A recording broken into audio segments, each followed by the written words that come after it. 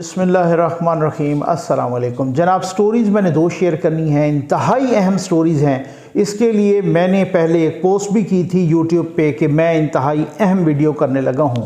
ये थप्पड़ किसको पड़े हैं?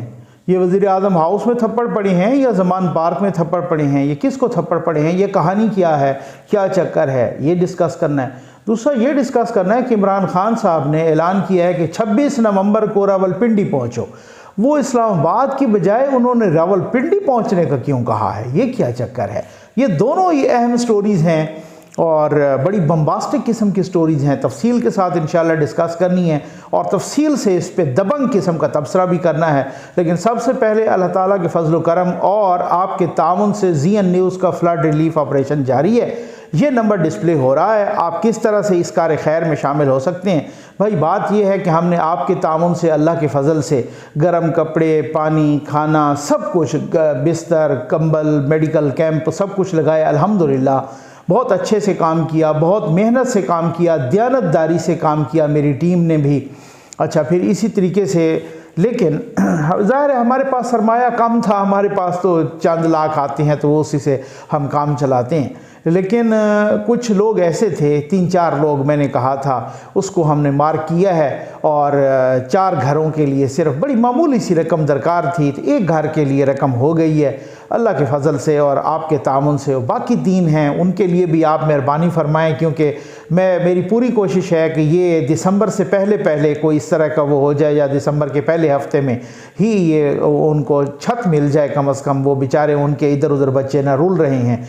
ये इतनी डिसबल कंडीशन थी, मैंने सिर्फ 4 बंदों को जिस बुरी तरह से रोते हुए देखा तो मैंने कहा यार मैं आपसे रिक्वेस्ट कर लेता हूँ, अल्लाह ताला करम करेगा और इंशाअल्लाह आप भी जो है ना तामुन करेंगे और इस तरीके से खुदावंद करीम के करम से ये उनका मसला हल हो जाएगा। अदरवाइज़ मुझे पता था कि इसके लिए ज़रा सरमाया ज़्यादा ज़रूरत होता है, हमारे पास एक लिमिटेड है, हम उस लिमिटेड से। और ये आपको सलाम है। कल मैं एक कमेंट पढ़ रहा था, किसी ने कमेंट किया हुआ था मेरी वीडियो पे कि नकवी साहब मैं मज़दूर बंदा हूँ, मैं आपके इस कार खैर में पैसे तो नहीं दे सकता, लेकिन जिन लोगों के वो घर बन रहे हैं तो मैं मुफ्त में मजदूरी कर सकता हूँ। यार ऐसे जज्बे को सलाम है, यकीन करें मेरा दिल खुश हो गया, मैं सलाम पेश करता हूँ ऐसे जज्बे को। ये लोग भी हैं एक तरफ। ओवरसीज़ पाकिस्तानियों को सलाम है जनाब। पाकिस्तान के अंदर लोग हैं जो पेशावर से, जो कराची से, लाहौर से, वो सिंध से, मीरपुर ख़ास से, मुख्तलिफ़ जगहों से, यहाँ इस्लामाबाद, रावलपिंडी से, कश्मीर से, हर जगह से मुझे जो है ना वो हेल्प कर रहे हैं कि जनाब आप ये दें, आप इस तरह से इनके गर्म कपड़े ले लें, ये वो कर लें। लेकिन कुछ लोग और भी हैं। मैं स्टोरीज़ तो बहुत अहम हैं आज, लेकिन ये मेरा दिल कर रहा था मैं आप तक ये बात ज़रूर पहुँचाऊँ। कुछ लोग ऐसे भी हैं और वो ऐसे बदबख्त लोग हैं, वो ऐसे बेशरम और माज़त के साथ कहूँगा बेगैरत लोग हैं। रोज़ यार मेरे ना वो बेचारे कोई होती हैं ना ख़वातीन, यहाँ पे ऐसे बंदे होते 500 भी भिजवाते हैं और मैं उनकी भी उसी तरह से दिलजोई करता हूँ कि जो 2 लाख भिजवाता है उसको भी उस तरह से सलाम है। 5 भाई, मैंने कहा हज़रत अली करमल्लाहु वजहुल करीम का एक कौल है कि अल्लाह की राह में कोई आप चाहे खजूर का दाना भी हो ना वो भी दे दो, क्योंकि ना देने से वो बेहतर है, ठीक है ना। तो मैं उसी तरीके से सलाम पेश करता हूँ। वो कहते हैं नकवी साहब ये मैं बेवा हूँ, मैं जो है ना पेंशनर हूँ, मैं ये हूँ, मैं नहीं जा सकती बैंक, या मैं नहीं जा सकता, मैं बूढ़ा हूँ बैंक, तो आप हमें इजी पैसे का कोई अकाउंट दे दें। थोड़े थोड़े पैसे होते हैं उनको मैं इजी पैसे का अकाउंट दे देता हूँ, तो वो इजी पैसे वाला तो रोज़ उसमें कोई ना कोई ट्राई मार रहा है। वो मेरा 2 दिन के लिए फिर ब्लॉक हो जाता है, फिर उसके बाद रोज़ कोई ना कोई ट्राई मार रहा है। ऐसे लोगों की नस्लों पर लानत है यार। ये भी कोई बात हुई कि भाई जो है ना, एक वो बंदे जो कह रहे हैं जी मैं दे कुछ नहीं सकता, मैं मुफ्त में मजदूरी करने आ जाऊँगा डेरा इस्माइल खान, और एक ये लोग हैं क्रिमिनल टाइप के कि जो इजी पैसे पे ट्राइयां मारते रहते हैं। भाई यार हमने किस तरीके से, ऐसे लोगों की नस्लों पर भी लानत है। आ जाएं जनाब स्टोरी पे आ जाएं कि थप्पड़ किसको पड़ा है। एक ट्रेंड चल रहा है ट्विटर पे थप्पड़ शरीफ का, ठीक, और किस तरीके से ये जनाब ये हो रहा है और बताया जा रहा है। स्टोरी क्या मतलब जो यूथ ये स्टोरी बता रहे हैं, अब इस पे तफसील से मैं बात करूंगा। और दूसरी तरफ नूने भी बता रहे हैं, वो ज़मान पार्क की स्टोरी बता रहे हैं। अच्छा, स्टोरीज़ बड़ी दिलचस्प हैं। कह रहे हैं जनाब के वो कल रात पूरी मीटिंग्स होती रहीं, सियासी मीटिंग्स होती रहीं बड़ी, और वज़ीर आज़म हाउस में भी हो, चाहे उनको कोरोना हो गया, उन पे कोई बंदा गया और बावर्दी बंदा गया, और वो जनाब वहाँ पे बावर्दी अफीसर, उन्होंने कहा कि शहबाज शरीफ को कि करो इस समरी पर साइन। उन्होंने कहा जी मैं नहीं करता, उनको पड़ गए थप्पड़ पड़ गया या थप्पड़ पड़ गया या जो भी हुआ, ठीक। अच्छा, अब दूसरी तरफ नूनों की क्या स्टोरी है, वो कहते हैं जनाब ज़मान पार्क में कोई इसी तरह का कोई ऑफिसर गया और ज़मान पार्क में जनाब उन्होंने कहा, और फिर उनको कुछ खान साहब के साथ तल्ख कलामी हुई। प्रेसिडेंट ऑफ पाकिस्तान आरिफ अलवी साहब भी वहीं पे मौजूद थे, और जनाब उन्होंने भी जब तल्ख कलामी बढ़ी तो उन्होंने कोई इंटरफेयर करने की कोशिश की तो उनको भी चुप करा दिया गया, 3-4 थप्पड़ पड़े। फिर उसके बाद कहीं दूसरी तरफ उनकी तवज्जो हुई, एक बॉडीगार्ड भी उनको नाक किया दरवाज़ा, तो उसी अफीसर ने उसको डांट पिला के भगा दिया कि जाओ जाओ निकल जाओ, यहाँ से दोबारा नहीं आना। और इतने में जब नियाज़ी साहब को कोई चांस मिला तो वो भागता हुआ जनाब, वही नियाज़ी साहब जिसके प्लस्तर लगे हुए, वो भागता हुआ वॉशरूम में छुप गया, ठीक। अब ये इन्होंने स्टोरी चला रहे हैं। अब मैं आपको एक बात बताऊं, ये एक यूट्यूबर हैं, यूथिया यूट्यूबर, उनका नाम है तारिक मतीन। उनकी वीडियो बड़ी व्हाट्सएप ग्रुप्स में भी वायरल हुई और इस तरीके से, और उन्होंने वही कहा कि थप्पड़ शरीफ और ये थप्पड़ किसको पड़ गया और ये हो गया वगैरह। अच्छा, मैंने उनकी वीडियो सुन ली। मैंने कहा चूँकि मैं पूरी रिसर्च करके इस पर बात करता होता हूँ, मैंने उनकी वीडियो सुनी तो वो तारिक मतीन साहब अपनी ही वीडियो में कह रहे हैं कि ये गलत बात है, ये गलत इतलात हैं, ये गैर तस्दीकी पोस्टें हैं, ऐसा कोई वाकया नहीं हुआ, ये बिल्कुल ऐसा नहीं हुआ, ये सफ़ेद झूठ है। आप सुन तो लें तारिक मतीन की वीडियो। तारिक मतीन एक पक्का यूथिया है, तो उसने थंबनेल पे तो लगा दिया जनाब के थप्पड़ जनाब वज़ीर आज़म को पड़े या क्या हुआ, ये क्या थप्पड़ शरीफ, ये ट्रेंड क्यों चल रहा है, ये शुरुआत कैसे हुई, इस तरह के पता नहीं थंबनेल। उसमें थंबनेल पे ना बहुत सारे यूथियों को खुश करने के लिए लगाते हैं, ठीक है ना। वो एक साहब हैं, पता नहीं आप मुझे, हाँ, इब्राहिम राजा साहब, उनकी आप अगर कोई बंदा उनके थंबनेल पढ़ लेना, आप यकीन कीजिए को दिन में 3 मरतबा बेहोश हो जाएगा। एक दफ़ा मैंने ऐसे ही स्क्रॉल कर रहा था तो उनका एक थंबनेल आया कि हमजा शहबाज लंदन से वापस आया, एयरपोर्ट पे उसकी कुटाई हो गई जनाब, फायरिंग हो गई, उनको वो जूते पड़े और लम्मा पा लिया, पता नहीं क्या किया उन्हें थंबनेल पे। मैंने कहा है यार ये क्या हो गया, ठीक है ना।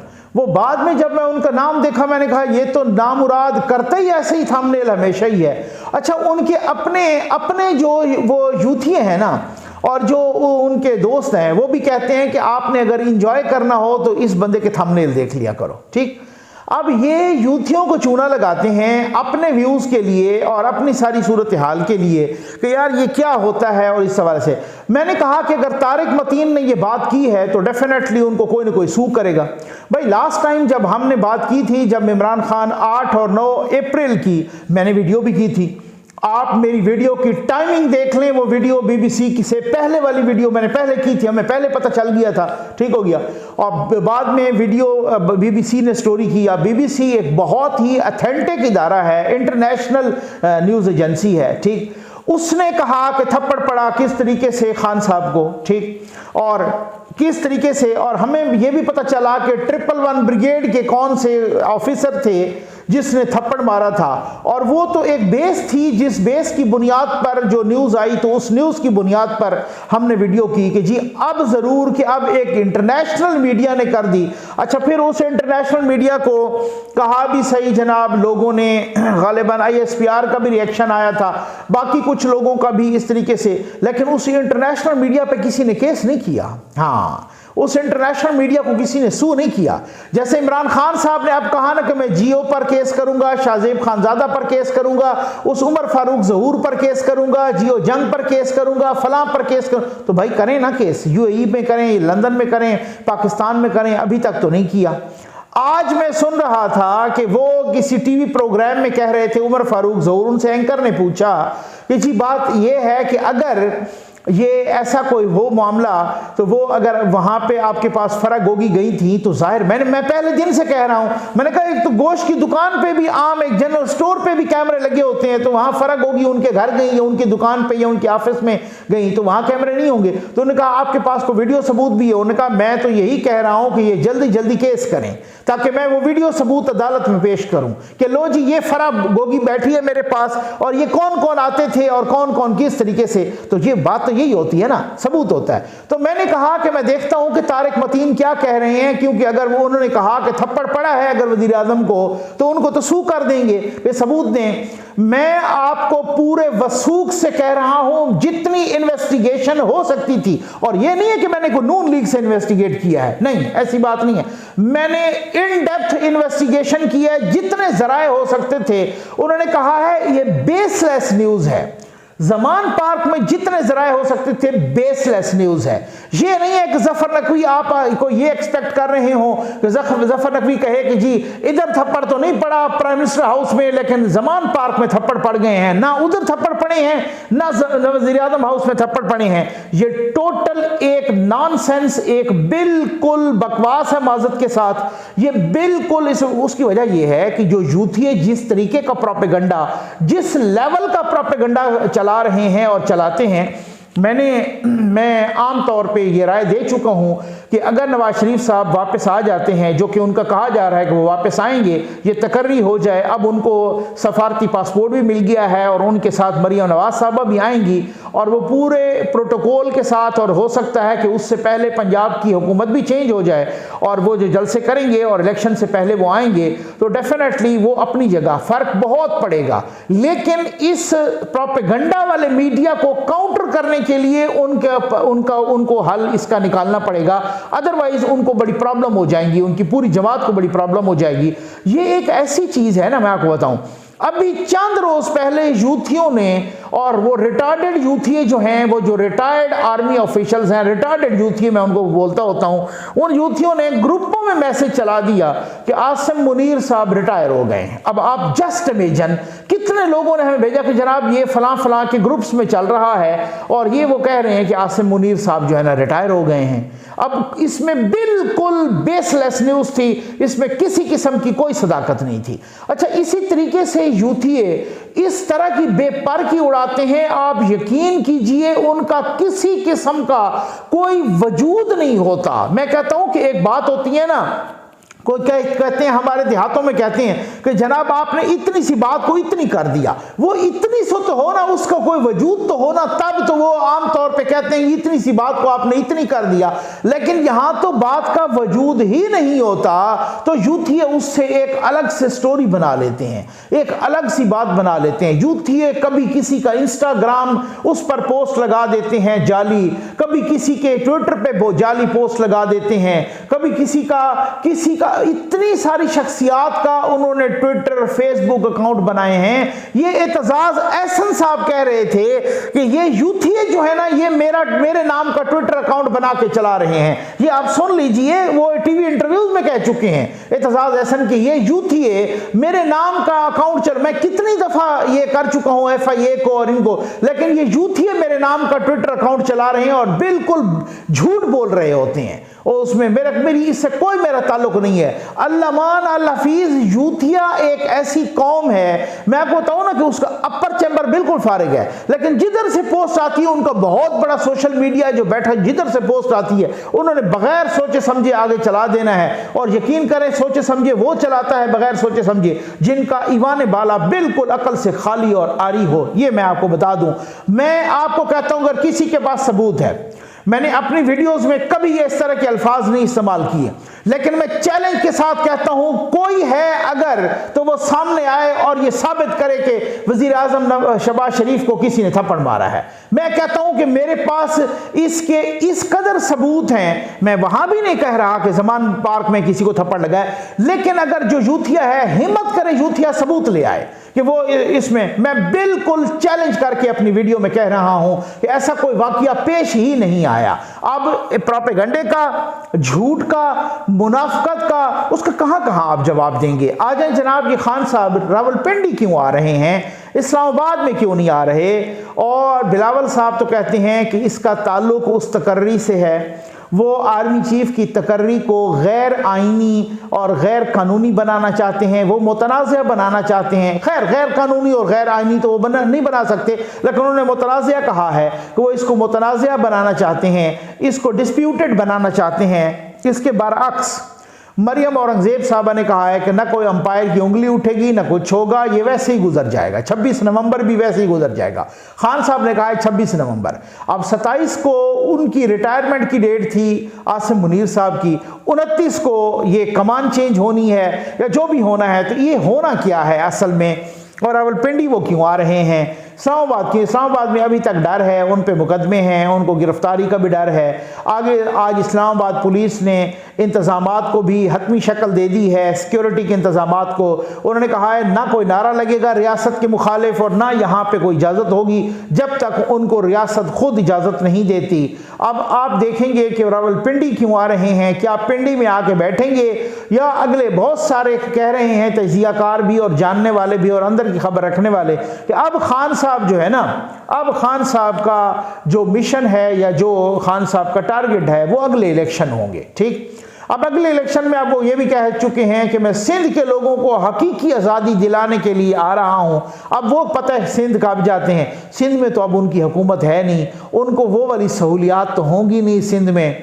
सिंध में तो फिर पीपल्स पार्टी की, उनके मुखालफों की हुकूमत है। वो सिंध में अंदरून सिंध जाते हैं या कराची जाते हैं, उनको किस तरह का प्रोटोकॉल मिलेगा, किस तरीके, खान साहब की अपनी उस तरह की हुकूमत तो है नहीं। तो अच्छा, जैसे पंजाब में या जैसे खैबर पख्तूनख्वा में वो धड़ल्ले से घूमते हैं और ऊधम मचाते हैं और इंतशार और सड़कें बंद करते हैं और खैर से जो है ना खम ठोंक के बैठ जाते हैं, वो उनके लोग भी इस तरीके से मोटरवे पर भी बंद करके और खेमे लगा के बैठते हैं। अब ये सहूलत उनको सिंध में तो मुयसर होगी नहीं। तो जब तक इंतशार ना हो तो खान साहब का काम नहीं चलता।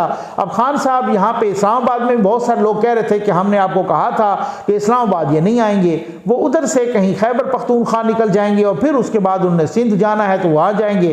कुछ लोग ये कह रहे हैं, बिलावल समेत, बिलावल भुट्टो जरदारी साहब समेत, कि जनाब ये उस तकर्री को जो है ना मुतनाज़िया बनाना चाह रहे हैं। अब देखें कि उस तक मेरा नहीं ख्याल, क्योंकि अब जो कल कुछ हमारे सहाफ़ी दोस्त भी कह रहे थे कि खान साहब ने कुछ को बुलाया था, उसमें एक दो सहाफ़ियों ने बताया है कि जितनी पतली हालत खान साहब की अब हमने देखी है, इससे पहले कभी नहीं देखी थी। क्योंकि खान साहब को मायूसी हो गई है कि अब ना तो मैं वो तकर्री रोक सकता हूँ, ना ही मैं अपनी चॉइस का बंदा लगा सकता हूँ, ना ही मैं कुछ कर सकता हूँ इस तरीके से। लेकिन 26 नवंबर की जो कॉल दी है, ये भी एक सवालिया निशान तो है कि खान साहब ने किसी को डराने के लिए दी है ये 26 नवंबर का, क्योंकि आगे 29 साहब को पता है वो सारी सूरत हाल है।